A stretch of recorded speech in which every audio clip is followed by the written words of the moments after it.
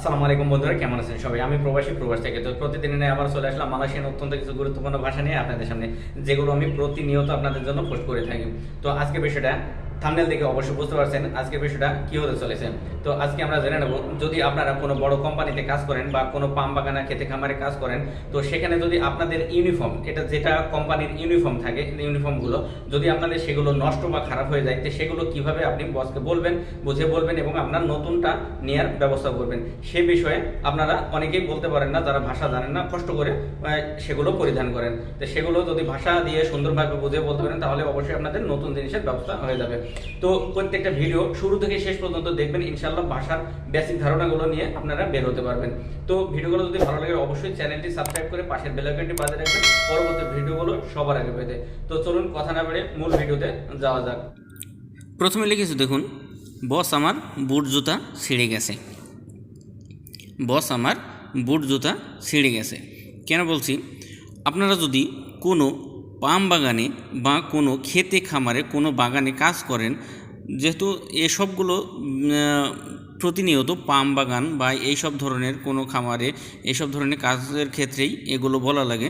দেখুন, বস আমার বুট জুতা ছিঁড়ে গেছে। যদি আপনাদের বুট এগুলো কিন্তু কোম্পানি দেয়, আপনাদের বুট জুতা এগুলো মোজা অনেক কোম্পানিতেই দেয়। তো আপনার যদি সেগুলো নষ্ট হয়ে যায়, তো আপনি কিভাবে বলবেন? আপনি যদি নতুন হয়ে থাকেন তো অবশ্যই আপনার বুট জুতাগুলো যদি একটু ছিঁড়ে যায় কিংবা পুরাতন হয়ে যায়, আপনি পায়ে দেওয়ার মতন উপযুক্ত নাই, তো সেগুলো অবশ্যই আপনি বসের কাছে বলতে হবে যে আপনাকে নতুন জোড়া কীভাবে নিতে হবে। তো আপনি যদি ভাষাটা যদি না বোঝেন, তাহলে কিন্তু আপনাকে কষ্ট করেই পড়তে হবে। আর যদি ভাষাটা সুন্দরভাবে বুঝিয়ে তাকে বলতে পারেন, ইনশাআল্লাহ আপনার সুবিধা হবে এবং নতুন বুট জোড়ার ব্যবস্থা হয়ে যাবে। তো আপনি যদি বলেন যে বস আমার বুট জুতা ছিঁড়ে গেছে, তো অবশ্যই আপনাকে ভাষাটা জানতে হবে। তো ভাষাটা যদি জানতে হয় তাহলে কিভাবে বলবেন? বস ছায়া পুইনা, বস ছায়া পুইনা কাসুত সুডা কইয়াক। বস ছায়া পুইনা কাসুত সুডা কইয়াক। বস আমার বুট জুতা ছিঁড়ে গেছে। তো কীভাবে দেখুন, বস তো বস, ছায়া পুইনা মানে আমার, কাসুত মানে বুট, সুডা কইয়াক মানে ছিঁড়ে গেছে। সুডা কইয়াক, কইয়াক মানে ছিঁড়া, সুডা কইয়াক মানে ছিঁড়ে গেছে। তো বস ছায়াপুইনা, বস আমার, কাসুত সুডা কইয়াক, বুট জুতা ছিঁড়ে গেছে। তারপরে বলতে চাচ্ছেন যে দয়া করে আমাকে এক জোড়া নতুন বুট কিনে দিন। বস দয়া করে আমাকে বা আমার জন্য এক জোড়া নতুন বুট কিনে দিন। তো tolong belikan satu, tolong belikan satu pasang kasut baru untuk saya।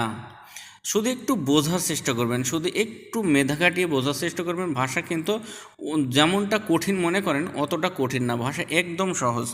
শুধু একটু বোঝার চেষ্টা করবেন, প্রত্যেকটা শব্দের অর্থ সহ আমি দিয়ে দিচ্ছি, বলে দিচ্ছি, আর এবং লাল তীর আইকন দিয়ে শুধু বুঝিয়ে পর্যন্ত দিচ্ছি আপনাদের, যাতে বুঝতে সুবিধা হয়।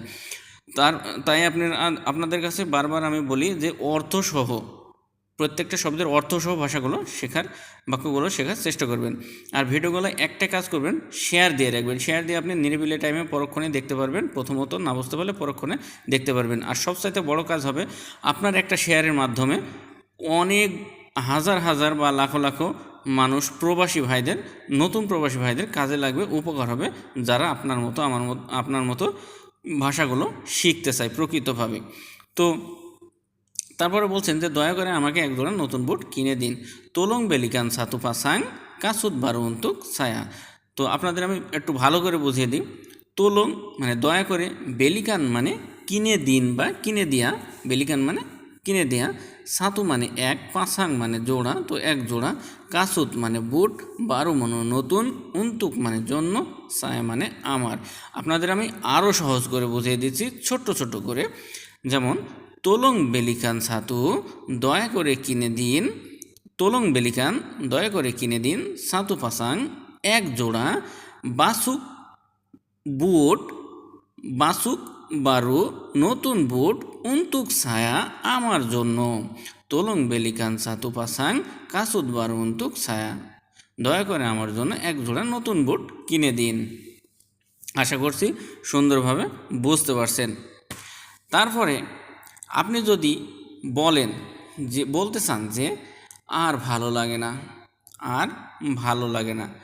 মানে আসলে আপনি বলতেছেন যে আমি আর কমফোর্ট ফিল করি না, যেমন কাজ করতে করতে যেমন আলিস্যি লাগে, অনেক ভালো লাগে না। মানে কি বলবো, মানে আমাদের গ্রামের ভাষায় বলে আলিস্যি, আমাদের গ্রামের ভাষায় বলে যে আলিস্যি, মানে আর ভালো লাগছে না, কাজ করতে করতে আইলি যাই। তো এই ধরনের এই কথাগুলো যদি বলতে চান যে আমার মানে আর ভালো লাগে না, তো আসলে মূলত এটা কমফোর্ট ফিল যে করছেন না ভালো, সেটাই বোঝাতে চাচ্ছেন।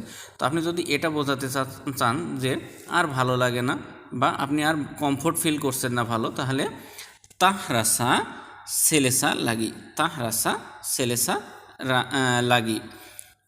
তাহ মানে না, রাসা মানে অনুভব, তো তা রাসা সেলেসা মানে কমফোর্ট ফিল, যেমন ওই যে আমি বলছি না যে মনে মনে করেন যে মনে আর শান্তি লাগে না, অনুভব করছেন এরকম। তো লাগি মানে আরও, তো তার আশা সেলেসা লাগি, আর ভালো লাগে না বা আমি আর কমফোর্ট ফিল করছি না, ঠিক এরকম। তারপরে আমার জামা নোংরা হয়ে গেছে, আমার জামা নোংরা হয়ে গেছে। কাজের সাইডে যদি আপনার কোনো ইউনিফর্ম থাকে, কাজের কোম্পানির ইউনিফর্ম, তো হঠাৎ একদিন যদি আপনি না পরে আসেন, হয়তো কোনো কারণে আপনি পরে আসেননি, কিংবা আপনার সত্যই সেই জামাটা বা কোনো ময়লা টয়লা লেগে গেছে, তো আপনাকে সেইখানকার সুপারভাইজার বা বস যদি বলে যে কী ব্যাপার, তুমি আজ ইউনিফর্ম পরোনি কেন, বা তুমি মানে ডিউটির শার্ট পরে আসোনি কেন, তো তাহলে আপনাকে তো বুঝিয়ে বলা লাগবে সেটা। আপনি বলতে পারেন যে আমার জামা নোংরা হয়ে গেছে, আমার জামা নোংরা হয়ে গেছে বা ময়লা হয়ে গেছে। তো সায়াপ ওইনা বাজু সুডাজাডি কোতর, সায়াপ ওইনা বাজু সুডাজাডি কোতর। সায়াপ ওইনা আমার বাজু মানে জামা, সুডাজাডি হয়ে গেছে, কোতর মানে ময়লা। তো সায়াপ ওইনা বাজু আমার জামা সুডাজাডি কোতর ময়লা হয়ে গেছে, ময়লা। আশা করছি বুঝতে পারছেন। আর ভিডিওগুলোর সবসময় ভিডিওগুলোর সাথে যদি সুন্দরভাবে দেখতে থাকুন এবং সুন্দরভাবে বুঝতে চেষ্টা করেন, তাহলে ইনশাআল্লাহ আপনারা দ্রুত ভাষা সম্পর্কে সব কিছু ধারণা পেয়ে যাবেন। আর প্রত্যেকটা ভিডিও শুরু থেকে শেষ পর্যন্ত দেখার চেষ্টা করবেন, এটা আমি বারবার বলি, কারণ আপনাদের সুবিধার্থে। আপনাদের যদি প্রকৃতই ভাষা শেখার ইচ্ছা থাকে, অবশ্যই মন দিয়ে ভিডিওগুলো দেখবেন। তো আজ এ পর্যন্ত, ভালো থাকবেন, সুস্থ থাকবেন, দোয়া করবেন আমার জন্য। আসছি পরবর্তীতে নতুন কোনো ভিডিও নিয়ে আপনাদের সামনে। আল্লাহ হাফেজ।